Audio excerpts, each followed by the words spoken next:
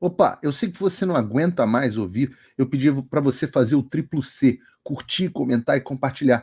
Mas eu peço porque 4 entre cada 10 pessoas sequer estão inscritas no canal e a maioria não ativa as notificações e nem curte o vídeo, e isso prejudica o nosso algoritmo. Então ajuda a gente aí. Obrigadão. Abrir uma outra notícia aqui para vocês. E eu peço desculpas para essa aqui que eu vou abrir agora, porque vai ser uma notícia que não é do site do Paulo Figueiredo Show. É um site da revista Piauí, que é uma revista de extrema esquerda. Então eu sempre aviso, né? A gente tem igual o maço de cigarro, eu não fumo, mas eu acho que o maço de cigarro ainda tem aquela coisa, o Ministério da Saúde adverte, não sei o que, fumar pode causar câncer, não sei o que. Eu tenho que fazer aqui todo o programa, o disclaimer, quando eu abro um site de uma revista dessas de esquerda, o Piauí, que faz parte do UOL, por exemplo, que se você se expor a uma matéria da Piauí faz mal à saúde, pode causar câncer, esse tipo de coisa. Mas eu vou abrir aqui de qualquer forma, porque é uma notícia que, obviamente, chamou muita minha atenção, porque a Piauí ela tem funcionado como uma espécie de assessoria de imprensa do Supremo Tribunal Federal. Já tem tempo isso, já faz tempo. Tudo que o Alexandre quer vazar, eu não vou dizer que quer vazar, porque eu não posso acusar levianamente de vazamento, né? Quem gosta de fazer acusações levianas é ele, mas tudo que o Alexandre, que seria interessante para o Alexandre que saísse na imprensa, todos os recados que, em tese, como ele gosta de dizer nas decisões dele, podem configurar vazamento e seria interessante para que fossem para na imprensa, curiosamente cai na Piauí. Né? A Malu Gaspar da Piauí tinha uma detalhada ali descrição das coisas que aconteciam no Supremo Tribunal Federal. Funcionava mesmo como assessoria de imprensa. Pois hoje a Piauí publicou essa notícia, e essas coisas acabam chegando até a mim, e eu quero compartilhar com vocês. A notícia é intitulada O Café Secreto de Alexandre de Moraes e Valdemar da Costa Neto. O Café Secreto de Alexandre de Moraes e o presidente do partido Bolsonaro. Vou ler aqui com vocês a notícia. Enquanto bolsonaristas se articulavam para limitar decisões monocráticas do Supremo, o presidente do PL foi à casa do ministro e prometeu ajuda para barrar o projeto. Veja o que está dizendo. Veja o que está dizendo a reportagem da Piauí. Está dizendo que o presidente do partido Bolsonaro foi à casa, em segredo, à casa do Alexandre de Moraes e prometeu barrar o PL que limitava as decisões monocráticas do Supremo, que foi colocado para votar pelo Rodrigo Pacheco. Tá aqui. O Senado aprovou em 22 de novembro do ano passado uma proposta de emenda à Constituição que limita as decisões monocráticas do STF. 52 a favor, 18 contra. Se for avalizada pela Câmara, a proposta vai mudar muita coisa no Supremo. Os ministros não poderão mais individualmente tomar decisões que anulem atos do presidente da República, no Senado e na Câmara. Pedidos de vistas deverão durar no máximo 6 meses, podendo ser renovados uma única vez por até 90 dias. Em suma, o mínimo da moralidade, assim, o básico. Aquele sarrafo lá embaixo para até anão pular. Né? A PEC foi abraçada de corpo e alma pelo bolsonarismo. Não sei por quê, não por todos, mas dos 12 senadores do PL, partido do ex-presidente Bolsonaro, 11 votaram a favor da proposta, à exceção do Romário. E não tem nada que o Romário é aquele cara que nunca vai me decepcionar, porque a minha expectativa em relação ao Romário é a mais bosta que alguém pode ter do senador do meu Rio de Janeiro. A PEC foi a babá. Nos bastidores, sem que ninguém soubesse, o presidente do partido, Valdemar Costa Neto, tomou o caminho contrário. Numa manhã de novembro, dias antes da votação, o ministro Alexandre de Moraes o convidou para o seu apartamento funcional em Brasília e pediu que lhe ajudasse a sensibilizar os senadores do PL a votarem contra a PEC. E isso aqui, por si só, já é uma atividade criminosa, que é descrita com a maior naturalidade, porque você tem um ministro do Supremo Tribunal Federal fazendo lobby, interferindo no funcionamento do Congresso Nacional, o que virou rotina. O Rodrigo Pacheco está lendo essa notícia aqui e está achando normal. Interlocução, isso deve ser considerado interlocução normal entre os poderes.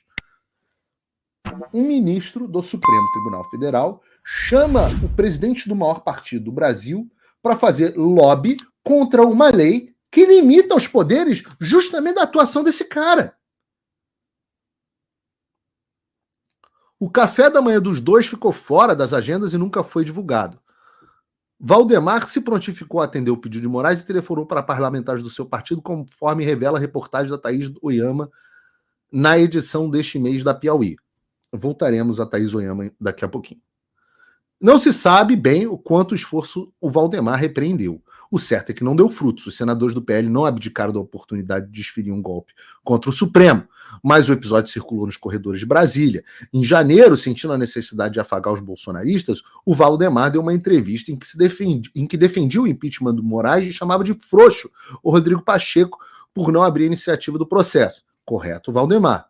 Pacheco, irritado, fez uma publicação no X, sem mencionar o nome do presidente do PL, afirmando que considerava difícil conversar com gente que defende publicamente o impeachment de ministro para iludir os seus adeptos, mas nos bastidores passa pano quando trata do tema.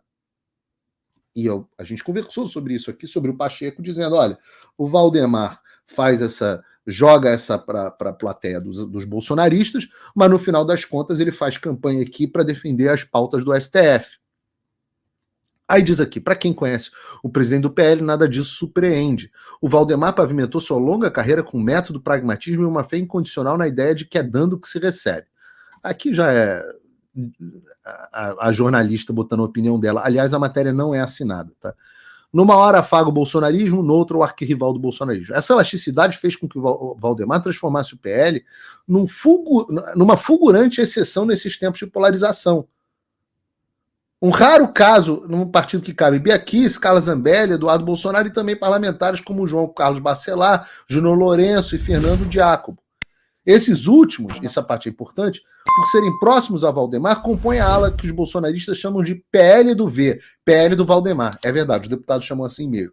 Como esses parlamentares estão aqui entre os que mais recebem emendas individuais no primeiro semestre do governo Lula, também foram apelidados de emendistas.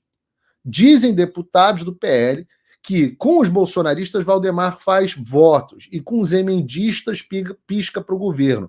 A relação de Valdemar com o governo do PT não poderia ser melhor, confirma, não ser ironia, um expoente petista, que é quem conversa com a Piauí. Em outubro de 2021, aqui é menos relevante. Essa é a parte menos relevante. E eu vou dizer para vocês o que eu penso sobre essa reportagem. Eu prometi que eu falaria sobre ela hoje no Paulo Figueiredo Show. Aliás, obrigado pela enorme audiência que a gente já está tendo aqui. Já passamos das 10 mil pessoas logo no início do programa. Agradeço a todos aí que estão clicando no like, dando RT, etc, etc. Mas eu vou dizer a vocês tudo que eu penso sobre essa reportagem. Em primeiro lugar, a minha presunção é de falsidade. A minha presunção é de que é mentira. Tudo que sai na Piauí, para mim, deve ser mentira. Ou pelo menos 90%. A Thaís Oyama, citada aqui como origem de reportagem e tal, eu trabalhei com ela na Jovem Pan, e é uma mentirosa compulsiva que eu aposentei ao vivo no ar. Pega na mentira no ar. Aliás, tomara que me processe por eu falar isso. Eu adoraria botar num processo as mentiras que ela falou, tudo que foi desmentido. As mentiras descaradas. Mentirosa compulsiva, escrever um livro que é absolutamente fictício sobre os bastidores do governo Bolsonaro. Mas assim, em nível de psicopatia.